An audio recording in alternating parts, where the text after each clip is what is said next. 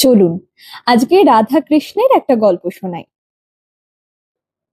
যখন রাধারানী এবং কৃষ্ণ পৃথিবী ছেড়ে গোলকে গিয়েছেন, তখন রাধারানী একদিন কৃষ্ণকে প্রশ্ন করে, কেমন আছো দ্বারকারাজ?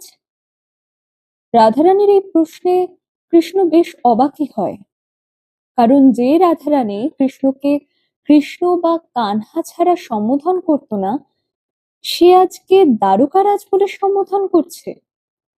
কৃষ্ণকে অবাক হতে দেখে রাধারানী বলে, তুমি কি কিছু কঠিন সত্য শুনতে পারবে? তাহলে বলবো।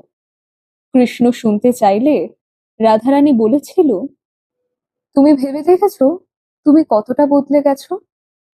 যমুনার মিষ্টি জল দিয়ে জীবন শুরু করলে, সমুদ্রের লবণাক্ত জলে গিয়ে শেষ হলে, এক আঙ্গুলে চলা সুদর্শন চক্রের উপর ভরসা করলে, আর 10 আঙ্গুলে চালানো বাঁশি ভুলে গেলে।